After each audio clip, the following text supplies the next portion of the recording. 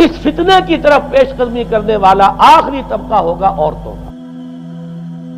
پیدا ہوئی تہلکہ ہوا. I am my own person. I make my own decisions. میری باڈی میری مرضی.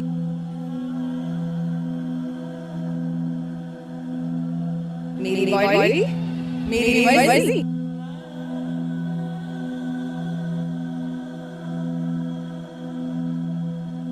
وہ جب اس تہذیب کی طرف لپکیں گے، یہ طبقہ جب آگے بڑھے گا، یہ جو ہمارے ہاں بھی جلوس نکلتے ہیں، شریعت کا مذاق اڑانے والے جلوس، اسلامی احکام کی نفی کرنے والے جلوس نکلتے ہیں، اور ان کے جس طریقے سے ڈسپلے ہوتا ہے اخبارات کے اندر. پیدا ہوئی تہلکہ ہوا. I am my own person. I make my own decisions. میری باڈی میری مرضی. اپنا کھانا خود گرم کرو، جب تمہارا جسم تمہاری مرضی تو میرا جسم میری مرضی. جتنا ان کے لیے اعزاز ہے، جتنی ان کے لیے یہاں پر تکریم ہے ہمارے معاشرے کے اندر، اس کو پیش نظر رکھیے.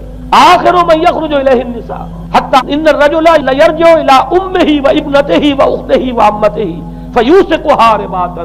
یہاں تک کہ ایک بندہ مومن کا حال یہ ہو جائے گا کہ وہ دوڑے گا اور کوشش کرے گا اپنی ماں کو، بیٹی کو، بہن کو، پھپھی کو باندھ کر رکھے کہ وہ نکل نہ جائے. تو ایسے ملاؤں سے ہمیں آزادی چاہیے. کو پتہ ہے لاسٹ ٹائم یہی ملا جو اسلام کا نام خراب کر رہے ہیں، انہوں نے ہم پہ پتھر پھینکے، انہوں نے بوتلیں شیشے کی پھینکی، ڈنڈے بھی پھینکے، اور وہ مرچیں بھی لے کر آئے تھے کہ ایک یہ حال ہو جائے گا کسی شخص کا. آج کتنے لوگ بے بس ہو چکے ہیں، اب وہ باندھ کر رکھنے والے بھی گویا کہ ہتھیار ڈال چکے ہیں. ورنہ یہ کہ ایک دور تھا کہ کچھ نہ کچھ باندھ کر رکھنے والے تو تھے، لیکن اب تو آزادی کی صورت آئی ہے تو باندھ کر رکھنے والے جو ہے وہ ہار مان چکے ہیں. اب تو آپ دیکھیں گے اچھے بھلے نظر یہ آتا ہے، داڑھی رکھی ہوئی ہے، خود جو ہے وہ مذہبی مزاج کے ہیں، لیکن بالکل بے پردہ کو خاتون جو ہے این ان کے اسکوٹر کے پیچھے بیٹھی ہوئی یا ان کے کار کے اندر ان کی برابر کی سیٹ کے اوپر بیٹھی ہوئی جا رہی ہے. بے پردگی، یہ اباحیت، ہمارے اخبارات کا جو حال ہے اس کو دیکھیے. خدا کے لیے یہ رنگین صفحات بند کرو، لیکن مجال ہے جو کسی کے کان پر جوں تک نہیں دی. لہذا حدیث کے الفاظ نوٹ کیجئے، آخر من یخرج الیہ النساء. اس فتنے کی طرف پیش قدمی کرنے میں آخری طبقہ جو ہوگا وہ خواتین کا ہوگا. حتی ان الرجل لیرجع الی امہ و ابنتہ و اختہ و عمتہ. یہاں تک کہ آدمی دوڑے گا، پکڑے گا اپنی ماں کو، اپنی بیٹی کو، اپنی بہن کو، اپنی پھپھی کو، اور اسے باندھ کے ہی کوشش کرے گا کہ کہیں وہ اس طریقے سے اس دجالی فتنے کے اندر جو ہے وہ اسی کی پیروی کے اندر گھر سے نہ نکل جائے.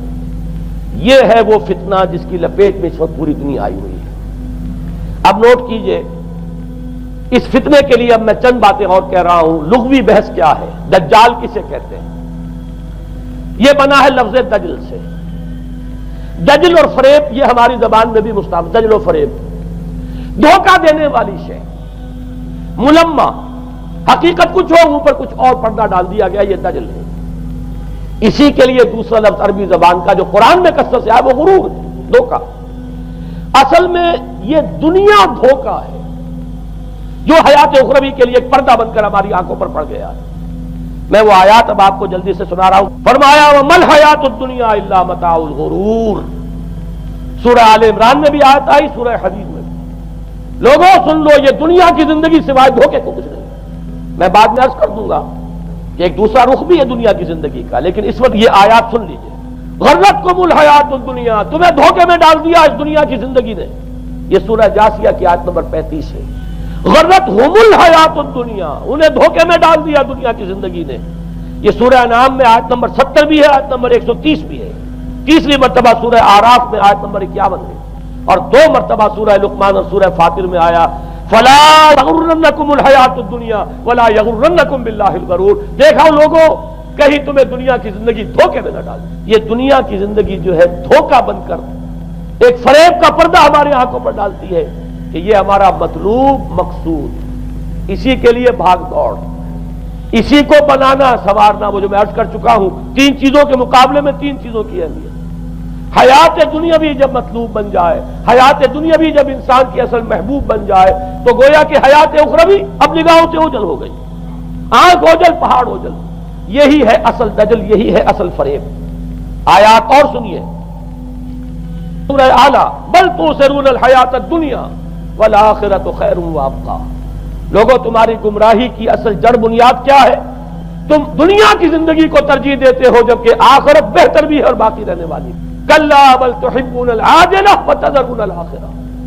کوئی نہیں، تمہارا اصل مرض یہ ہے کہ تم اس عاجلہ سے جو موجود ہے، سامنے ہے، نقد ہے، اس سے محبت کرتے ہو اور آخرت کو تم نے تج دیا ہے، چھوڑ دیا. یہ سورہ قیامہ اور اس سے اگلی سورت جو ہے وہ آپ کے علم میں ہے، سورۃ الدہر. اس میں فرمایا گیا ان ہؤلاء یحبون العاجلۃ ویذرون وراءہم یوما ثقیلا.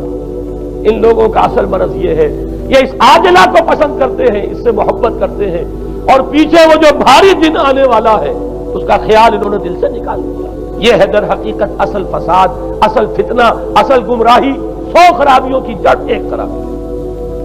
اب اسی کا ایک نتیجہ نکلتا ہے، یہ دنیا جتنی حسین بنتی چلی جائے گی اتنا ہی فتنہ شدید سے شدید تر ہوتا چلا جائے گا. یہاں جتنی آسائشیں ہوں گی اتنا ہی آپ پر غفلت کا پردہ طاری ہو جائے گا. اور آپ کو معلوم ہے کہ اس پوری سائنٹیفک جو بھی ڈیولپمنٹ ہے اس کا حاصل کیا ہے.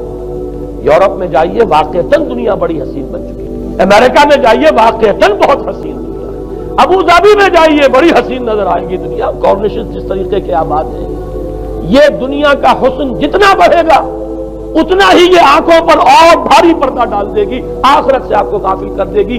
یہی دجل ہے، یہی فریب ہے، یہی فتنہ دجالی ہے. یہی وجہ ہے.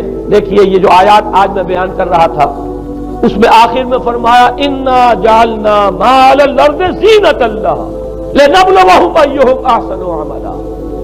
ہم نے اس زمین کے اوپر جو کچھ ہے اسے اس کا بناؤ سنگھار بنا دیا ہے، زینت بنا دیا ہے، تاکہ ہم جانچیں، پرکھیں، امتحان لیں کون ہے اچھے عمل کرنے والا.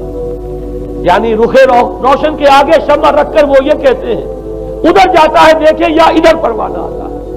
اللہ تعالیٰ نے اسی امتحان میں ہمیں ڈالا ہے.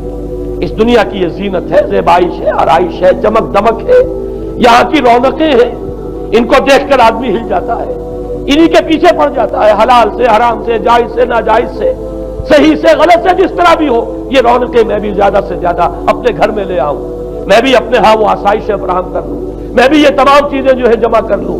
اسی کے لیے انسان اپنا نہ صرف یہ کہ پوری زندگی کا اثاثہ اسی میں انویسٹ کر بیٹھتا ہے بلکہ دیانت، شرافت، ان سب کو بھی داؤ پر لگا. انا جعلنا ما علی الارض زینۃ لها لنبلوہم ایہم احسن عملا. ہم نے زمین کے اوپر جو کچھ ہے اسے اس کا زیور بنا دیا ہے، سنگھار، تاکہ ہم ذرا آزمائیں ان کو کہ آیا یہاں کے ہی اسی حسن کے اندر، اسی رعنائی کے اندر گم ہو کر رہ جاتے ہیں یا اس حسن ازلی وہ اللہ تعالیٰ کا جلال و جمال یہ اس کے طالب بنتے ہیں. یہ ہے در حقیقت امتحان. اسی کو جیسے کہ حدیث میں بھی آیا تھا، شروع کی آیات اور آخری آیات، آخری رکوع میں فرمایا قل هل ننبئکم بالاخسرین اعمالا. اے نبی ان سے کہیے کیا ہم تمہیں بتائیں اپنی زندگی کی جد و جہد میں، بھاگ دوڑ میں سب سے زیادہ خسارے میں کون رہے؟ الذین ضل سعیہم فی الحیاۃ الدنیا وہم یحسبون انہم یحسنون صنعا. وہ لوگ کہ جن کی بھاگ دوڑ، جن کی محنت، جن کی کوشش وہ دنیا کی زندگی ہی میں بھٹک کر رہ گئی اور وہ اپنے کہیں یہ سمجھتے رہے کہ ہم بڑے کامیاب ہو رہے ہیں، بہت اچھے کام کر رہے ہیں، ہم نے اتنی ترقی کر لی، ہم نے یہ کچھ بنا لیا، میں نے یہ جائیداد بنا لی، میں نے یہ کچھ مقام حاصل کر لیا. لیکن مطلوب و مقصود دنیا. ضل سعیہم فی الحیاۃ الدنیا. انہوں نے دنیا کی زندگی ہی کے اندر اپنی ساری سعی و جہد کو بھٹکا کر رکھ دیا. میں اس کا جو دوسرا رخ بتانا چاہتا تھا وہ ایک حدیث کے حوالے سے ہے. اگر آخرت مطلوب و مقصود رہے تو یہ دنیا آخرت کی کھیتی بن جائے. حضور نے فرمایا دنیا مزرعۃ الآخرہ. اگر تمہارا مطلوب و مقصود آخرت ہے تو پھر یہ اس دنیا کے اندر یہ کھیتی ہے، بو گے یہاں تو وہاں کاٹو گے. نیک اعمال کرو، خدمت خلق کے لیے کوشاں ہو جاؤ، لوگوں کی ہدایت کے لیے اپنی توانائیاں جو ہے وقف کرو. خیرکم من تعلم القرآن وعلمہ. اس دنیا میں محنت کرو گے تو آخرت میں اجر و ثواب پاؤ گے. الدنیا مزرعۃ الآخرہ. اگر آخرت مطلوب و مقصود ہو تو دنیا بڑی قیمتی ہے، اس کا ایک ایک لمحہ بڑا قیمتی ہے. حیات دنیا بھی نہ صرف یہ کہ غیر حقیقی نہیں بلکہ بہت قدر و قیمت کی حامل. لیکن اگر پردہ پڑ گیا، آخرت نگاہوں سے اوجھل اور دنیا ہی مطلوب و مقصود، تو یہ دھوکے کی ٹٹی ہے. وَمَا الْحَيَاةُ الدُّنْيَا إِلَّا مَتَاعُ الْغُرُورِ. نہیں ہے دنیا کی زندگی مگر دھوکے کا سامان. غرتہم الحیات الدنیا، غرتکم الحیات الدنیا لا تغرنکم الحیات الدنیا، دیکھنا یہ دنیا کی زندگی کہیں تمہیں دھوکے میں نہ ڈالے۔ آخری بات عرض کر رہا ہوں، یہی وجہ ہے سورہ بنی اسرائیل میں بھی آخری لفظ جو پہلے رکوع میں وہ کیا تھا؟ وَأَنَّ الَّذِينَ لَا يُؤْمِنُونَ بِالْآخِرَةِ أَعْتَدْنَا لَهُمْ عَذَابًا أَلِيمًا۔ اور وہ لوگ، نوٹ کر لیجئے وہ آیات، إِنَّ هَذَا الْقُرْآنَ يَهْدِي لِلَّتِي هِيَ أَقْوَمُ وَيُبَشِّرُ الْمُؤْمِنِينَ الَّذِينَ يَعْمَلُونَ الصَّالِحَاتِ أَنَّ لَهُمْ أَجْرًا كَبِيرًا وَأَنَّ الَّذِينَ لَا يُؤْمِنُونَ بِالْآخِرَةِ أَعْتَدْنَا لَهُمْ عَذَابًا أَلِيمًا۔ یہاں پر ایمان بالآخرہ جو ہے اس کو اہمیت دی گئی ہے۔ جو لوگ آخرت پر یقین نہیں رکھتے ان کے لیے ہم نے دردناک عذاب فراہم کیا۔ اور یہاں پر بھی جیسا کہ سامنے آ گیا، سورہ کہف جو ختم ہو رہی ہے جن مضامین پر، وہ بھی وہی آیات ہیں جن کے بارے میں حدیث میں آیا ہے کہ دجالی فتنے سے محفوظ کرنے میں ان کی بڑی تاثیر ہے۔ قل هل ننبئكم بالاخسرين اعمالا الذين ضل سعيهم في الحياة الدنيا وهم يحسبون انهم يحسنون صنعا اولئك الذين كفروا بآيات ربهم ولقائه فحبطت اعمالهم فلا نقيم لهم يوم القيامة وزنا۔